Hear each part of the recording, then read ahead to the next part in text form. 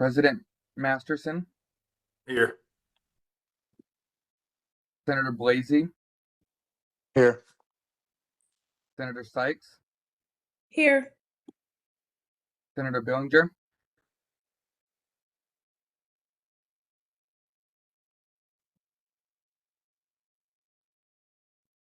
Speaker Hawkins, Could be a problem.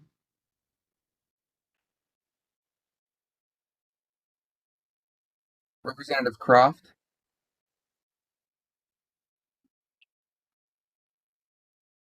Representative Woodard, Oops. Governor, I was having trouble with my numbers and my sign-ons. Staff got it on. They might, few of it, because I know Dan, I spoke to him this morning, was supposed to be on. They may be having some issues. Okay. Oh, he might be coming on now. All right. We'll give it a few minutes.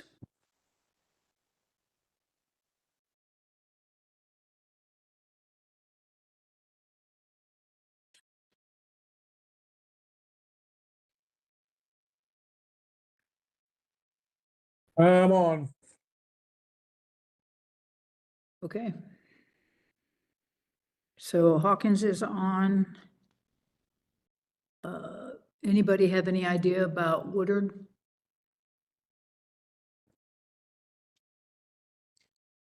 I know he was headed to a conference, but I don't know when his flight was. Okay. Hold on. We're going to check on him.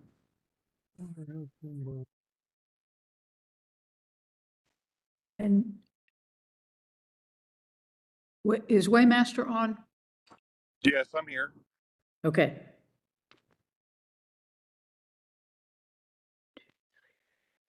So we've got a quorum.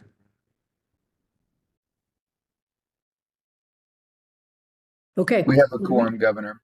We do have a quorum, so we'll go ahead and I need a motion to approve the minutes of the June 6th meeting.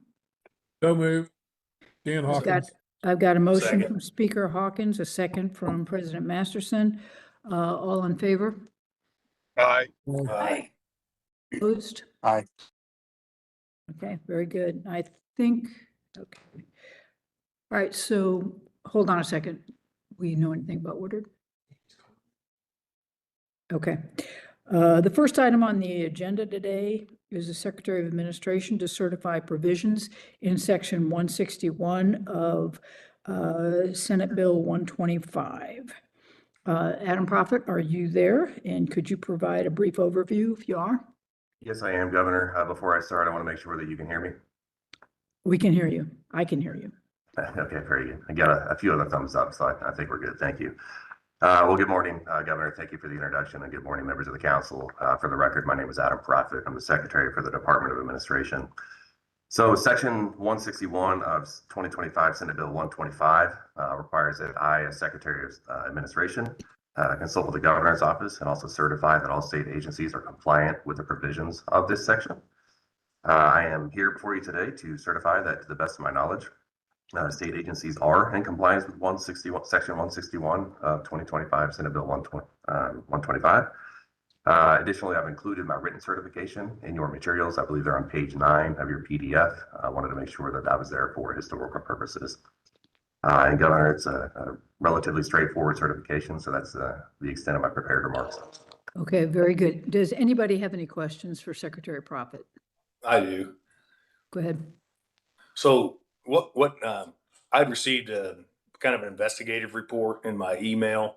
It really dealt with one particular university and some issues around that. I was just kind of curious, what kind of methodology or process did you go through to do that certification? Governor, if I may. You may. Thank you, and thank you, Mr. President. So specific to the universities, if that's what you're talking about in specific. Well, the report was specific to a university, so which brought to my attention that it may be somewhere else as well. So I was inquiring about kind of the methodology you use to get to certification. Okay. Well, I'll start with the universities, and I can go more broadly and kind of widen out a bit. So with the universities, I had a conversation in my office with President Flanders and his chief counsel and discuss their strategy for how to get information out to the universities and what their plan was going to be and the language would be. I was satisfied with the plan that they were putting forward and with the information they were providing and the guidance that they were providing. I know that the Board of Regents also provided guidance to them to get the information out to the universities. So I felt confident that, with the leadership group there in place and the plan they had in place, that they were going to implement the provisions as written in law. That said, if you were hearing of a specific example, I'm happy to do a bit more research, circle back with the Board of Regents and gather more information for you if you'd like. And I can certainly report back to the council or to you directly on that one. As it relates to kind of the broader picture, one of the first things was looking at all job titles. My director of personnel services and I did a search for every single job title in the executive branch, because that's what we have the access to, not the access to the university system. So we reviewed all 20,000 job titles and scrubbed it a couple of different times in a couple of different ways. We searched for diversity, equity, inclusion. We searched for diversity. We searched for equity. We searched for inclusion. We searched for DEI. And we're confident that we're in a position that those positions do not exist. And if there was one that did exist, those individuals are no longer conducting those duties and have been reassigned elsewhere.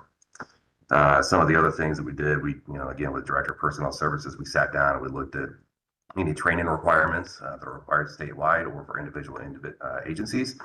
To the extent that we're able to see into individual agency mandates, we're not able to see anything that references DEI or qualify with what we would view as DEI in those areas. Also look through the contracts that we have and ensure that we don't have any contracts with entities specific to DEI. Now, I want to be crystal clear. That's not to say that some entities that we contract with don't also provide DEI services, but the intent of this proviso was to ensure that those weren't required in contracts with the state of Kansas. So, for example, you might have a contract with an entity to do program X or service X with the state of Kansas. They might also offer DEI as a side to other companies, but that fell outside of the scope of this. And then we also implemented statewide email signature policy. We at Department of Administration have had a policy for quite some time. We went ahead and updated it and made sure that it was compliant with the provisions of Section 161. Also included references to some of the font requirements that we have as a state.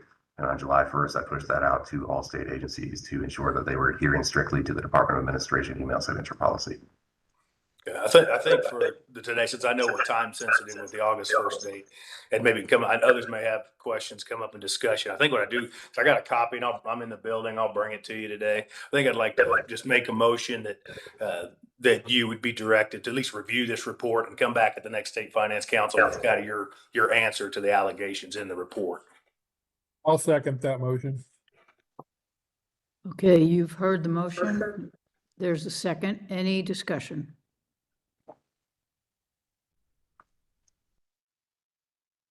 All right, we need a roll call vote.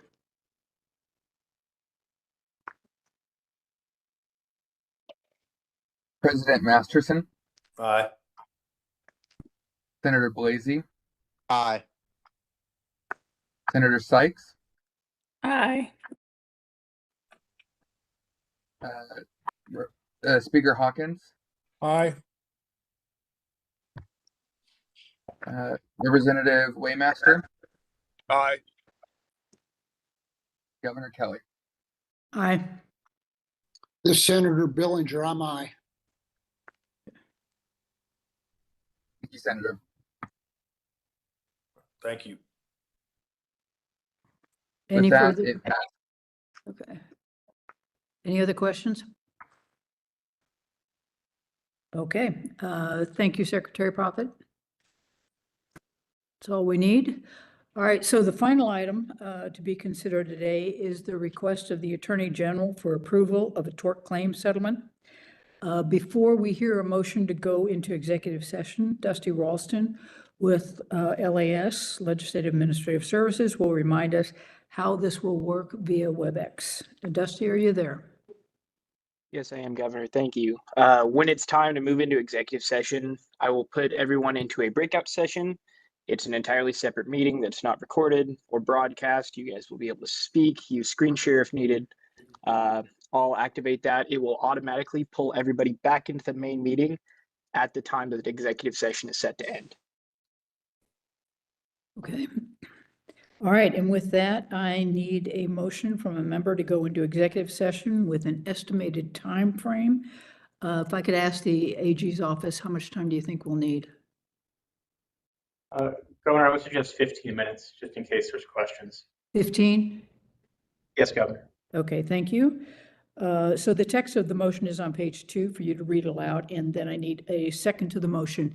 And Representative Waymaster, could you please read the motion? Yes, I can, Governor. I move that the open meeting of the State Finance Council being held by WebEx be recessed for a closed executive meeting pursuant to KSA 75-4319A for consultation with members of the staff of the Attorney General, outside counsel, and the Governor's Chief Counsel to discuss matters relating to a proposed tort claim settlement under consideration pursuant to KSA 75-6106 under the justification listed in KSA 75-4319B2, because discussion of such matters in an open meeting would waive attorney-client privilege, and that the State Finance Council resume the open meeting being held by WebEx at 9:26 a.m., and that this motion, if adopted, be recorded in the minutes and be maintained as a part of the permanent records of the State Finance Council. The State Finance Council will use WebEx breakout room for the executive session, and the main meeting will have a placeholder message posted notifying attendees that the State Finance Council is an executive session. You've heard the motion. Is there a second? Second. We have a second. Was that you? Yes, yes, ma'am. Speaker Hawk? Okay. Yes, ma'am. And all in favor? Aye. Aye. Hi. Aye. Any opposed? Okay, so only the Finance Council members, representatives of the AG's office and the Governor's Council will move into the WebEx breakout room for the executive session to discuss the claim. Robert Hutchinson with the AG's office will present the settlement recommendations. Dusty, please let us know when it is okay to begin the executive session. Thank you, Governor. I am starting the breakout session now.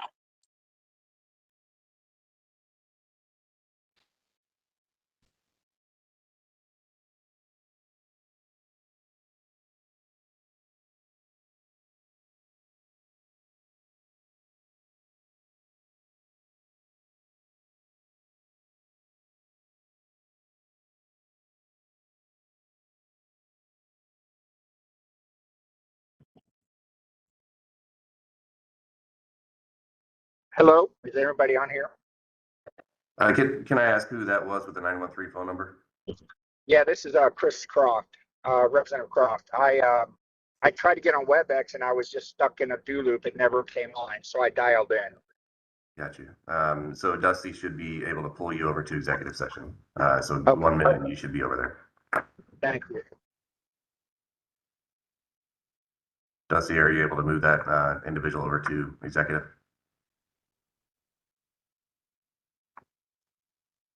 He should be in there now. Thank you.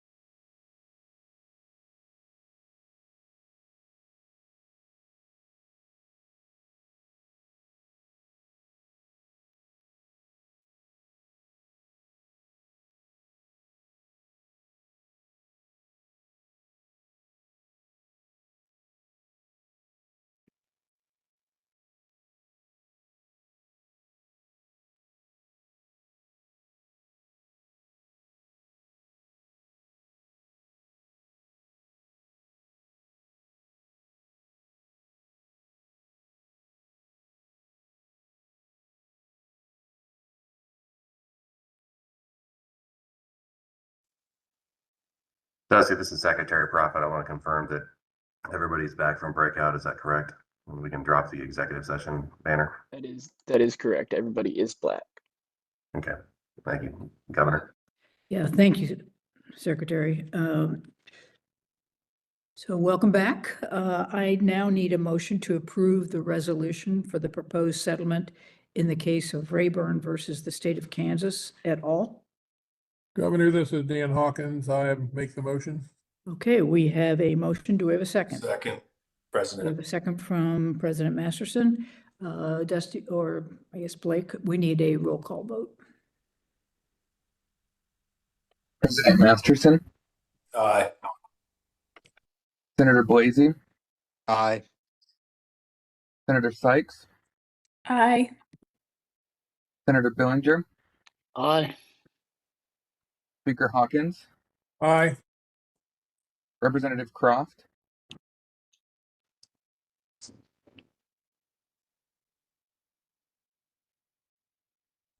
Aye. Representative Waymaster, Aye. and Governor Kelly. Aye. The motion passes unanimously. Okay. Well, thank you, Representative everybody. Woodard, I'm on as well, Oh, and vote aye. you vote aye. Okay. Blake, the final tally? 9-0, Governor. Okay. All right. So thank you, everybody. Appreciate it. And we'll see you next time. Oh, I need a motion to adjourn. Sorry. So moved. Got a motion, second? Second. Any opposed? All right, let's go.